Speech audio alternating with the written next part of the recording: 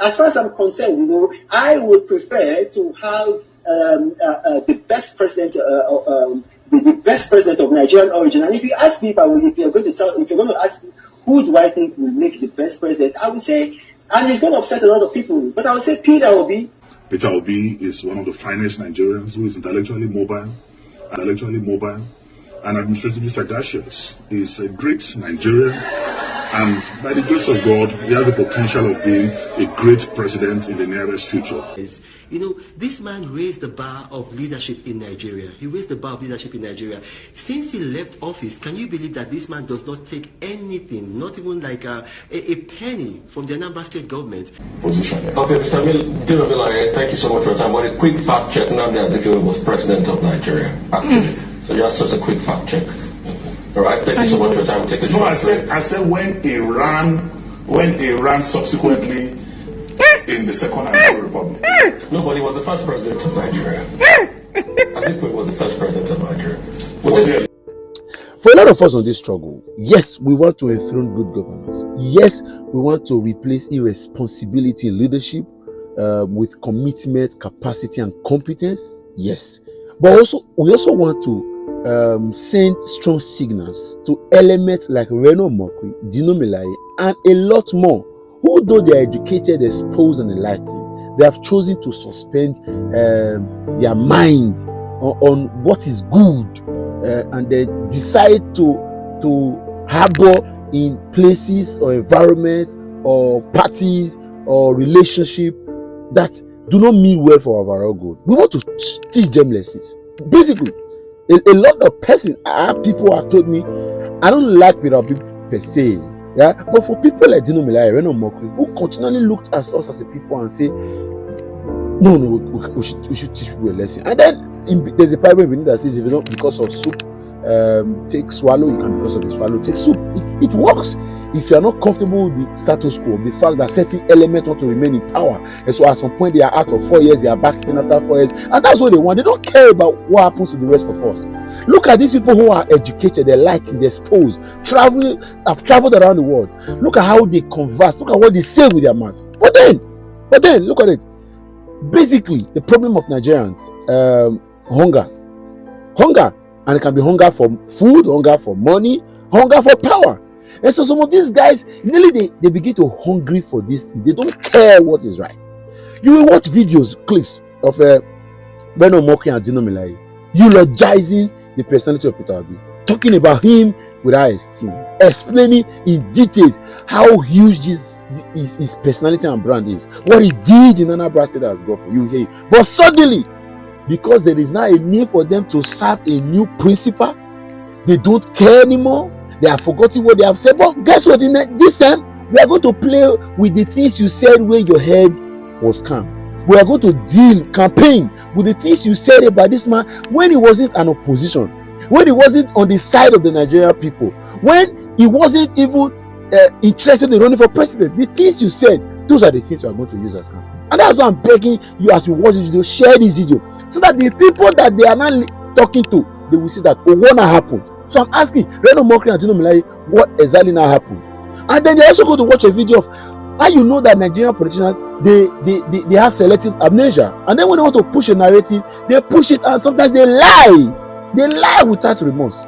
Watch Dino, Melaye going on national TV and not accepting that Nnamdi Azikiwe was once a president of Nigeria.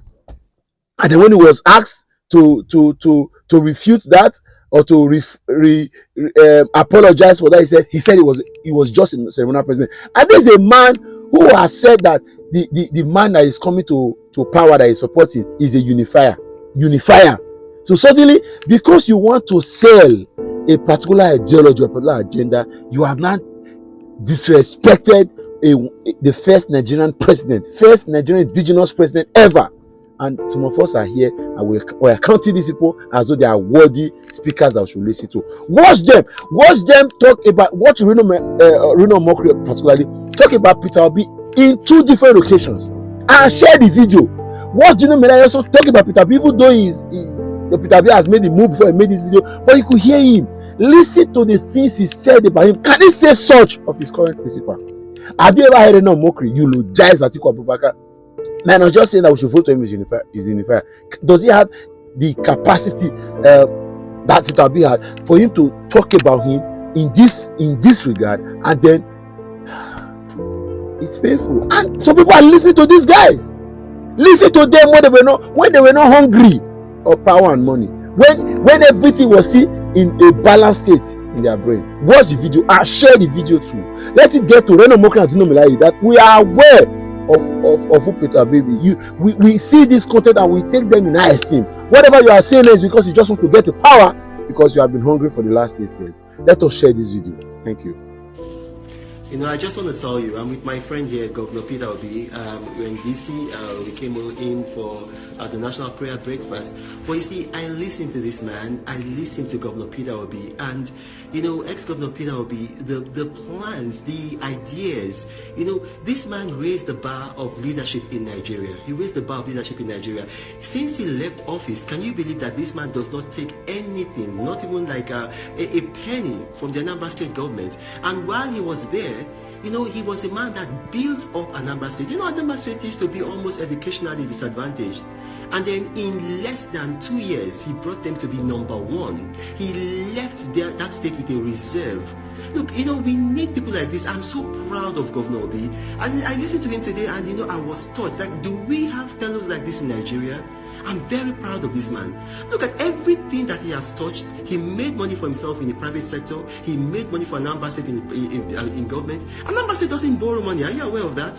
These bailout funds that the current administration is giving states, Anambra State, I mean, he left it up for Anambra State. I'm very proud of this man. You know, Governor Obi, please just say something to my followers, to my friends.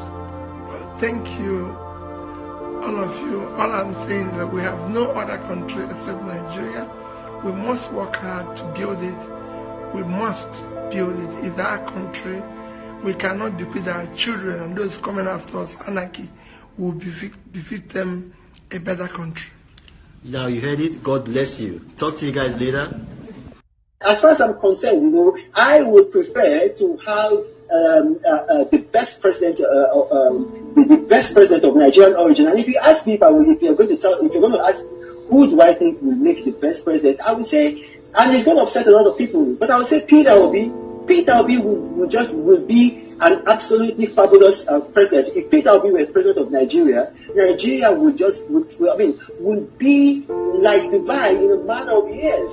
But now, my brother and friend, the former governor of Anambra State and the former vice presidential candidate of our political party, Peter Obi. Peter Obi is one of the finest Nigerians who is intellectually mobile, and administratively sagacious. He's a great Nigerian, and by the grace of God, he has the potential of being a great president in the nearest future. I celebrate you, Peter Obi, and I celebrate your movement for a new Nigeria. I celebrate your conscientization of the Nigerian youth and public on governance.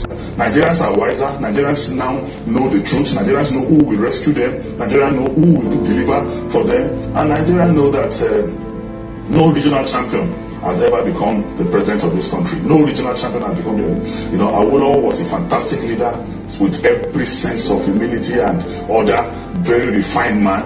But because he was playing regional card, he never became the president of this country. Azikiwe played regional card, he never became the president of this country. Buhari himself, on 3 attempts as a regional champion, did not make the presidency.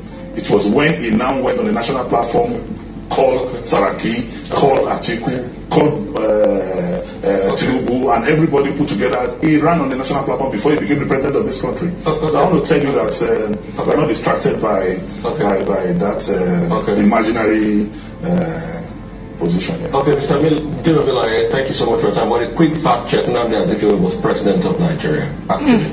So just as a quick fact check. All right, thank you so much for your time. Take a no, I said when he ran subsequently in the Second Nigerian Republic. No, but he was the first president of Nigeria. Azikiwe was the first president of Nigeria. Was he elected on the national platform as president? He was a ceremonial president. All right.